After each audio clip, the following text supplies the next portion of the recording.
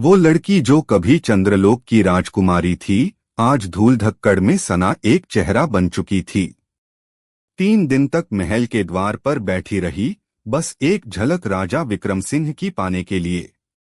चौथे दिन जब राजा अपने घोड़े पर निकले, चंद्रिका उनके सामने खड़ी हो गई, निडर, सजीव इतिहास की तरह। दरबार सजा था, पर उस दिन एक फटेहाल लड़की ने उसकी शांति तोड़ दी। राजा की आंखों में तिरस्कार था, पर चंद्रिका की आवाज में सच्चाई। यह तो चंद्रलोक की महारानी सुदेशना की बेटी है। एक दासी की चीख ने पूरे दरबार को स्तब्ध कर दिया। राजा के हाथ कांप गए। महल में उसके कदम पड़ते ही दीवारों ने चीखना शुरू कर दिया। रात के तीसरे पहर सुरंग से अजीब आवाजें आने लगीं, और एक चित्र जिसमें चंद्रिका का चेहरा सदियों से मौजूद था। चंद्रिका को याद आने लगा, कैसे एक तांत्रिक ने चंद्रलोक और सूर्यगढ़ को शाप दिया था, कैसे उसका रूप छीन लिया गया, और कैसे अब वो लौटी है बदला लेने के लिए। वो युवराज आदित्य ही था, जिसे चंद्रिका ने बचपन में छोड़ा था।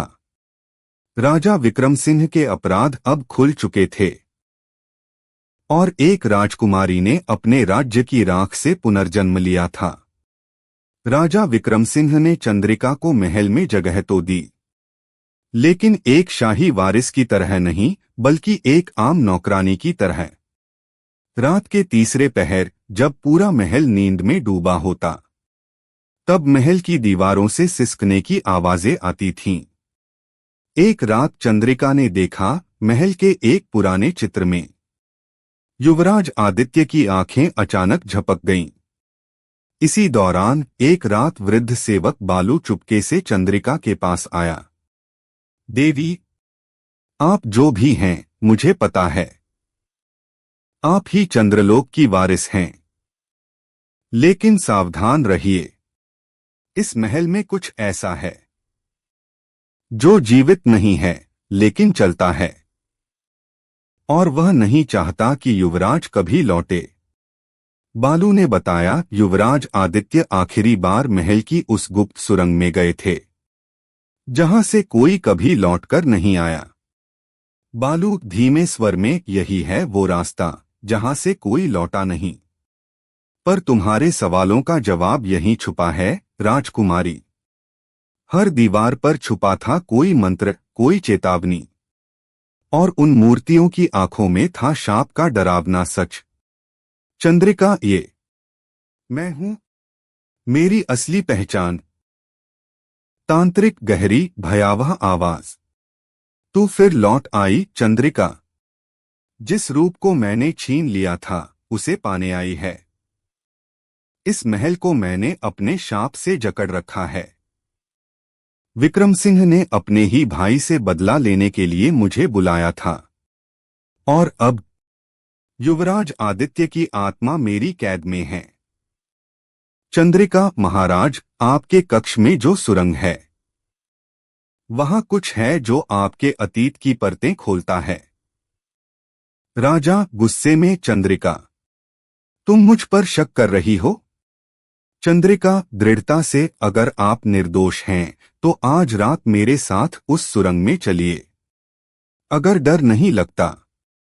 तांत्रिक गूंजती आवाज में, विक्रम सिंह, तेरी सच्चाई अब सबके सामने आएगी। राजा चौंककर, यह क्या राक्षस है?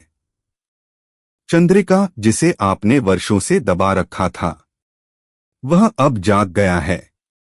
जादुई संग्राम शुरू होता है, बिजली, मंत्र, आग के गोले। तांत्रिक, अपनी आत्मा दे दो चंद्रिका, तभी आदित्य बचेगा।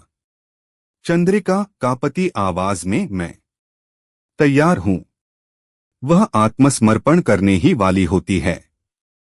राजा विक्रम सिंह, रुको, यह बोझ मेरा है। मेरे पापों की सजा मुझे मिले। चंद्रिका, महाराज, नहीं। राजा, मेरे प्रायश्चित से ही इस शाप का अंत होगा। राजा तांत्रिक को आत्मा सौंपता है, एक आग का वलय उठता है, दोनों उसमें समा जाते हैं। आदित्य धीरे से चंद्रिका। चंद्रिका, अब सब समाप्त हो गया।